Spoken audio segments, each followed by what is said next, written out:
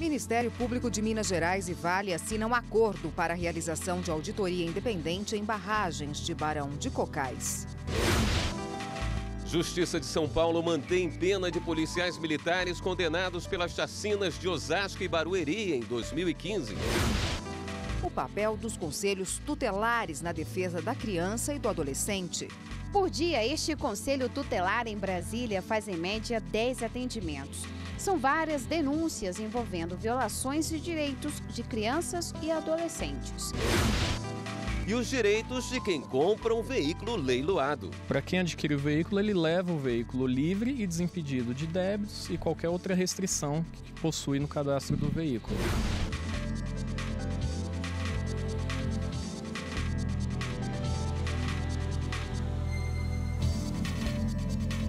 Olá, boa noite. Boa noite para você. Hoje a tragédia de Brumadinho completa 6 meses e força-tarefa criada pelo Ministério Público de Minas Gerais para atuar no caso do rompimento da barragem da Vale fez um balanço dos trabalhos. A barragem da mina Córrego do Feijão, em Brumadinho, se rompeu no dia 25 de janeiro. Quase 13 milhões de metros cúbicos de rejeitos de minério atingiram a área administrativa da mineradora Vale, comunidades da região e o rio Paraupeba, na bacia do Rio São Francisco. Até agora foram confirmadas 270 vítimas e dessas, 248 foram identificadas. A Justiça já bloqueou mais de 5 milhões de reais das contas da mineradora para a recuperação dos danos causados. A Vale também fechou um acordo com o Ministério Público do Trabalho para o pagamento de indenizações individuais por danos morais e materiais a familiares das vítimas. E o Ministério Público de Minas Gerais divulgou hoje o termo de compromisso firmado nesta semana com a mineradora Vale para a contratação de auditoria externa independente para acompanhamento da situação da mina de Gongo Soco, especialmente da barragem Sul Superior. A intenção é que a empresa faça um levantamento das áreas geológica e geotécnica, segurança de barragens e segurança do trabalho. Com isso, os órgãos de Estado terão um diagnóstico da situação das estruturas. Com o acordo, serão fornecidas informações ao Ministério Público, órgãos competentes de Estado, sobre a adequação das medidas adotadas pela Vale para garantir a estabilidade e segurança das estruturas. A Justiça de São Paulo manteve a condenação de 2 policiais militares pelas chacinas ocorridas em agosto de 2015 nas cidades de Osasco e Barueri. Fabrício Eleutério foi condenado a 255 anos, 7 meses e 10 dias. E Tiago Renklein a 247 anos, 7 meses e 10 dias de prisão. Os outros 2 acusados serão submetidos a novo julgamento pela vara do júri de Osasco. De acordo com a denúncia, os acusados teriam cometido 24 crimes de homicídio, 17 consumados e 7 tentativas. Os assassinatos teriam sido motivados por vingança em razão da morte de um policial militar e um guarda civil municipal. A 5ª turma do TST reconheceu o direito à justiça gratuita de um ex-vendedor de pneus desempregado. Inicialmente, o benefício havia sido negado ao profissional. Até a entrada em vigor da reforma trabalhista em 2017, o benefício da justiça gratuita era garantido aos empregados que recebessem salário igual ou inferior ao dobro do salário mínimo. Aqueles que declarassem não estar em condições de pagar as custas do processo sem prejuízo do sustento próprio e da família também tinham o direito reconhecido. Com a redação dada pela Lei 13.467, a condição para ter acesso à justiça gratuita mudou. Agora, para ter direito, o empregado precisa receber salário igual ou inferior a 40% do limite máximo dos benefícios do regime geral de previdência social. E é necessário ainda comprovar a insuficiência de recursos. Não basta apenas fazer uma declaração nesse sentido. A discussão sobre o direito à justiça gratuita envolveu um ex-vendedor de pneus de São Paulo. Ele chegou a ser condenado em 1º grau a pagar custas de um processo aberto por ele contra a empresa que o havia contratado. A condenação ao pagamento de R$ 688 veio depois que a reclamação trabalhista foi extinta sem julgamento de mérito, porque ele não indicou o novo endereço da empregadora. O Tribunal Regional do Trabalho da 2ª Região, em São Paulo, manteve a condenação ao pagamento das custas processuais. O TRT considerou que a reclamação foi ajuizada sob a vigência da reforma trabalhista e, assim, caberia ao empregado provar que estava enquadrado nas novas exigências para ter acesso à justiça gratuita. Mas na quinta turma do TST, o entendimento foi outro. O relator, ministro Breno Medeiros, observou que a cópia da carteira de trabalho do ex-vendedor indica que durante o contrato com a empresa, a última remuneração dele foi inferior ao teto máximo da Previdência. Dessa forma, para o ministro, o empregado demonstrou a insuficiência de recursos exigida pela nova lei. Por unanimidade, a quinta turma do TST reconheceu o direito à justiça gratuita do ex-vendedor de pneus. Por cair em um buraco que se abriu em uma via pública, um morador da capital mineira deverá ser indenizado pelo município de Belo Horizonte em R$5 mil. O calçamento do passeio em que ele caminhava abriu e ele caiu em um buraco de aproximadamente 3 metros. Por esse motivo, ele ficou afastado do trabalho por 10 dias e pediu indenização por danos morais. O relator do processo, o desembargador Versiani Pena, considerou que cabia ao município de Belo Horizonte promover a manutenção adequada do sistema de escoamento pluvial, falha que motivou o surgimento do buraco na via pública. O relator foi seguido pelos demais desembargadores. Uma boa opção para quem quer comprar um carro por um preço em conta é o leilão público de automóveis feito pelos Detrans de todo o Brasil. Mas você sabe quais são os direitos de quem compra um veículo leiloado? Veja agora na reportagem. Neste mês de julho, os Detrans de São Paulo, Rio de Janeiro, Goiás e Acre já fizeram leilões de automóveis apreendidos. Agora é a vez do Distrito Federal. Ao todo, são 360 carros conservados de várias marcas e modelos, como esse de 2008, com lance mínimo de R$8 mil.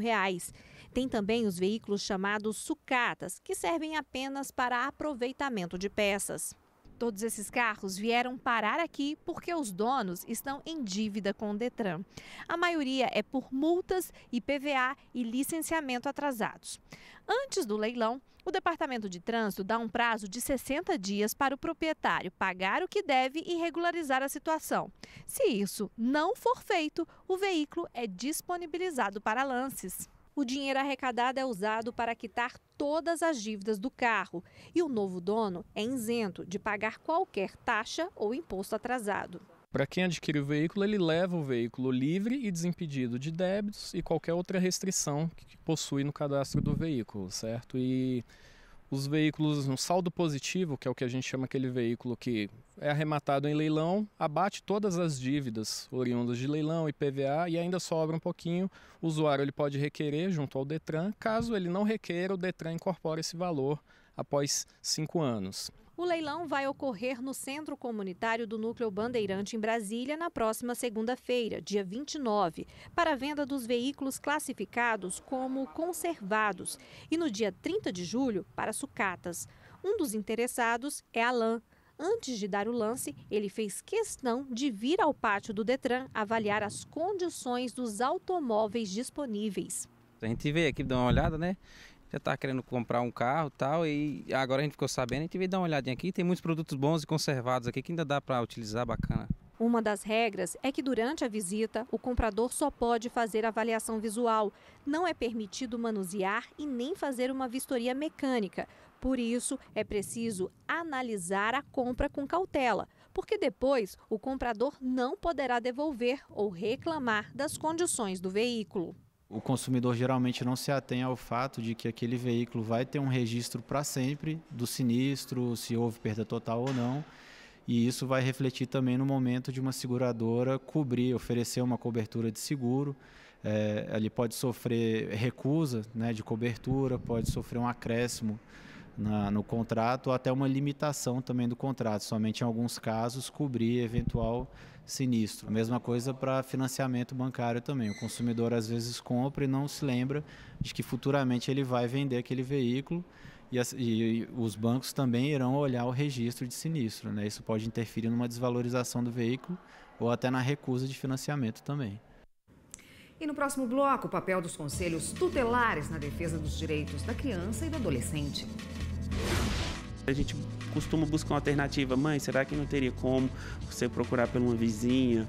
Ou buscar um familiar próximo? Ou conversar com seu patrão?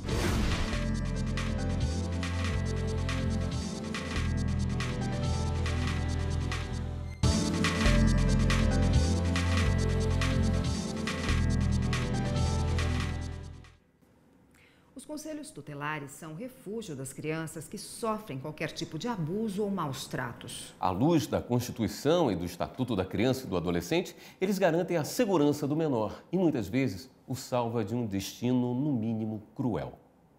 Por dia, este conselho tutelar em Brasília faz em média 10 atendimentos. São várias denúncias envolvendo violações de direitos de crianças e adolescentes. Já teve situações também onde o pai ou a mãe é usuário de drogas e aí a gente pegar uma demanda, uma denúncia no plantão, falando, olha, tem crianças sozinhas no local e a gente precisa ir até o local, verificando que não tem ninguém, a gente encaminha a criança para a unidade de acolhimento emergencial. Em alguns casos, é preciso buscar outro local para os menores morarem.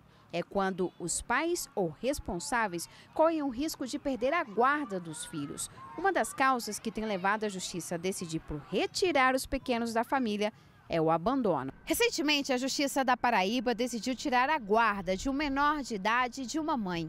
O motivo ficou provado que ela deixava a criança sozinha dentro de casa por longos períodos, enquanto dava aula em vários colégios e em diferentes turnos. Agora, a irmã é a responsável pela guarda e a mãe só pode ver o filho em dias estabelecidos. Este advogado explica que, além de perder a guarda da criança, os pais podem responder por abandono de incapaz. Esse tipo de crime é punível, com prisão de 6 meses a 3 anos. Caso o abandono resulte em lesão corporal grave, a pena pode aumentar de 1 a 5 anos. E se a criança morrer, a reclusão pode chegar até 12 anos. Isso é um caso muito frequente aqui no Brasil, daquelas mães que têm que trabalhar e o filho tem que ficar por longos períodos sem a companhia de um adulto. Isso é perigoso porque nós temos que analisar se aquela criança vai ficar num ambiente no qual ela possa, eventualmente, se livrar de algum perigo, de algum risco. Por isso é importante que os pais pensem em alternativas para sempre deixar os filhos em segurança. A gente costuma buscar uma alternativa. Mãe, será que não teria como você procurar por uma vizinha, ou buscar um familiar próximo, ou conversar com o seu patrão? A gente costuma orientar a família a buscar alternativas. O Tribunal Regional do Trabalho na Bahia tornou possível o acordo entre o Clube Universo Vitória e um jogador de basquete por meio de videoconferência. Murilo Becker é jogador profissional de basquete e foi contratado pelo Universo Vitória em agosto de 2017. Após 2 anos, a nova diretoria do clube desfez o time e Murilo retornou à sua terra natal sem receber o FGTS. Graças à tecnologia, o jogador agora conseguiu firmar um acordo no TRT5. Nós recebemos uma petição nesse processo, logo um pouco depois da distribuição dele, uma alegação por parte do autor de que não tinha condições financeiras no momento de comparecer a uma audiência aí em Salvador, porque ele estava residindo em São José dos Campos, e pedia que fosse autorizada por essa dificuldade a sua presença mediante videoconferência. Eu já tinha ouvido falar de algumas pessoas, alguns amigos, e que inclusive moram fora, alguns estrangeiros moram fora do Brasil e tiveram via internet e falaram muito bem, e eu aprovo e concordo com esses meus amigos, então achei muito bacana, muito legal. Além do Murilo, mais de 20 profissionais do time também foram despedidos, o que pode gerar novas demandas de audiências à distância. E com a ajuda dessa tecnologia, a presença física deixa de ser uma condição prioritária nas audiências. E assim, é possível que em um futuro bem próximo, todas as resoluções de conflitos na Justiça do Trabalho aconteçam por meio de uma tela como essa. Certamente teremos no futuro audiências via videoconferência, talvez com a presença de todos via videoconferência. Se a pessoa não está presente, tinha que pedir uma remarcação da audiência, e agora com essa possibilidade de fazer por videoconferência, não vai precisar fazer uma remarcação. E a seguir, campanha Laço Branco contra a violência doméstica. Para se ter ideia, a campanha é considerada pela ONU como a maior iniciativa mundial voltada para o envolvimento dos homens com a temática da violência contra a mulher.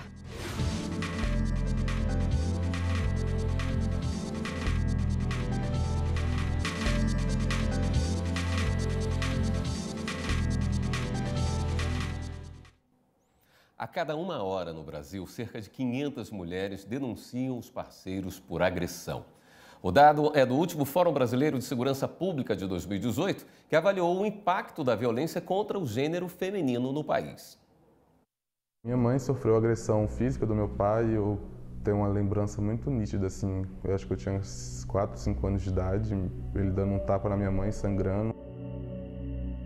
Essa conduta de violência doméstica reflete em diversos aspectos da sociedade, né? São violências que doem na alma, que machucam a alma e a gente muitas vezes não consegue ver. Não é de hoje que a violência atinge os lares brasileiros e faz das mulheres a maior parte das vítimas. No Brasil, a Lei Maria da Penha é usada há 13 anos para coibir e punir os agressores, além de dar ferramentas para proteção à vítima.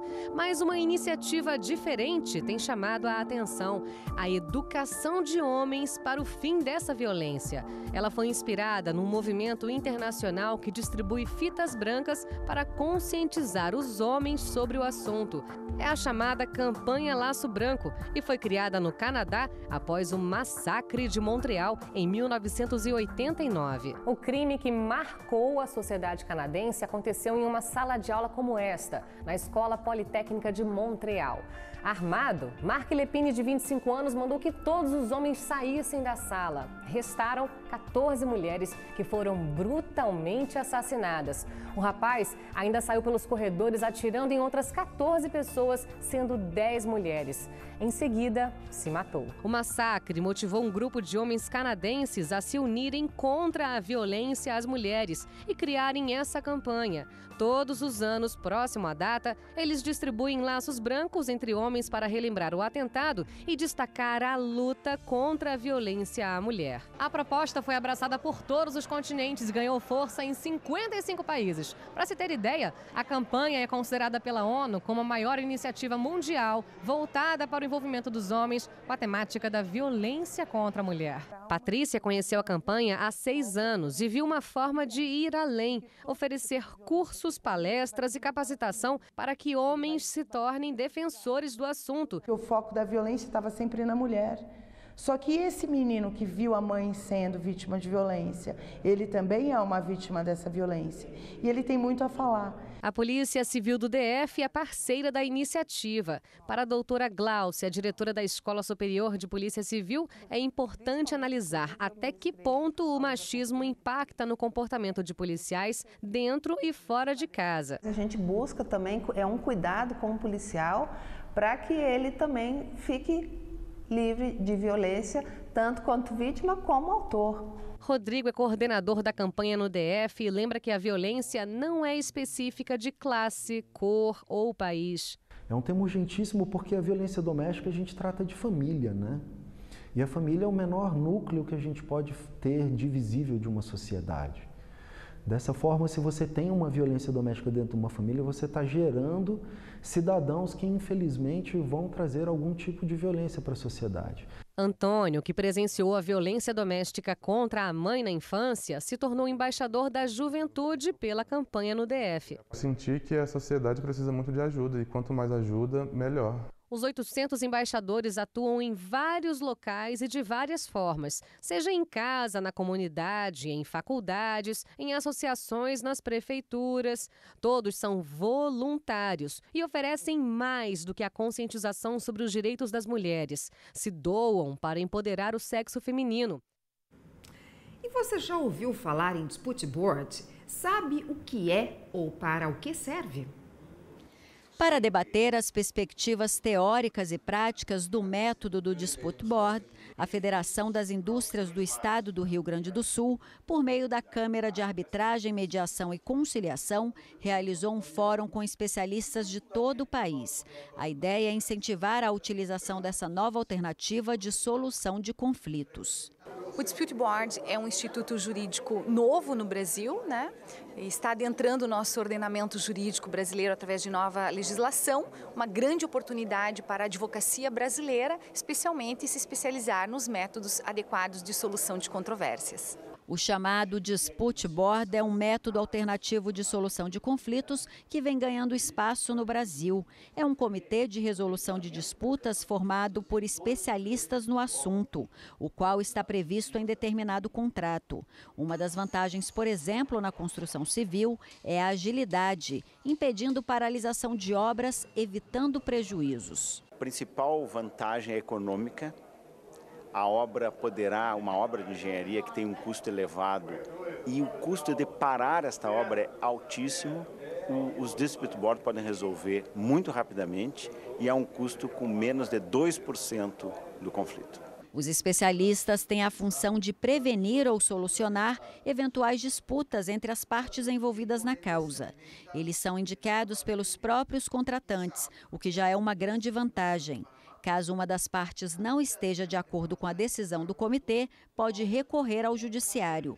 No entanto, o método acaba sendo mais uma alternativa para solucionar conflitos, evitando a entrada e o acúmulo de processos já existentes na justiça brasileira. Os dispute boards têm o potencial de exercer uma função de redução de litigiosidade, e até por isso, por solucionar os problemas na origem, ele acaba também protegendo os projetos de um problema crônico que a gente tem no Brasil, que é a paralisação das obras. Agora vamos dar um giro na rede para saber das últimas notícias?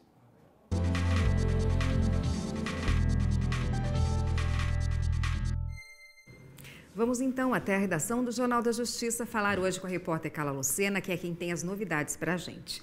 Boa noite, Carla.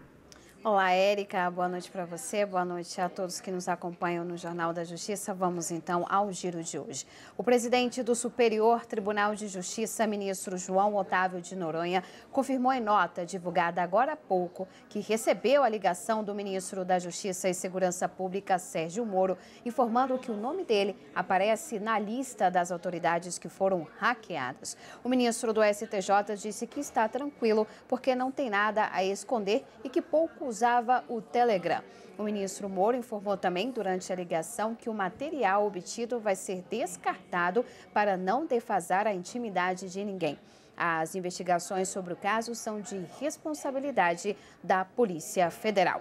Olha só, vamos então a São Paulo. Um grupo de homens fortemente armados invadiu hoje à tarde o terminal de cargas do Aeroporto Internacional de Guarulhos, em São Paulo, e roubou mais de 700 quilos de ouro. A carga está avaliada em cerca de 30 milhões de dólares, o que equivale a 113 milhões de reais. A carga foi levada ao aeroporto por um carro forte da empresa Brinks. Nós falamos com a assessoria da empresa, que informou que o roubo ocorreu no momento em que a carga passava por uma inspeção de segurança do aeroporto. A Polícia Civil Paulista está investigando o caso e também informou aqui para a produção do Jornal da Justiça que o policiamento nos arredores da região foi reforçado. E a Justiça Federal de São Paulo decretou hoje a quebra do sigilo telefônico do ex-governador de Minas Gerais, Fernando Pimentel. A investigação apura supostos beneficiários de 40 milhões de reais desviados da estatal do estado, a CEMIG. A quebra do sigilo é referente ao ano de 2014, quando Pimentel deixou o cargo de ministro do Desenvolvimento no governo de Dilma Rousseff para concorrer ao governo de Minas. O pedido de quebra foi feito pelo MPF. Bom, e falando do Ministério Público Federal, o MPF no Paraná devolveu hoje mais de 420 milhões de reais à Petrobras. O dinheiro é oriundo de acordos de colaboração e leniência com pessoas jurídicas e de renúncias voluntárias de 3 réus já condenados. Com esse novo repasse, o montante recuperado ao longo dos anos no âmbito da Lava Jato e repassado ao estatal já soma 3 bilhões de reais. E você aí de casa quer rever alguma das nossas reportagens? Então não deixe de seguir a gente no nosso canal no YouTube, é TV Justiça Oficial. Eu fico por aqui, William, Érica. Obrigada, Carla. E o Jornal da Justiça, segunda edição, fica por aqui. Uma boa noite para você. Fique agora com o programa Reflexões. Boa noite. Até amanhã.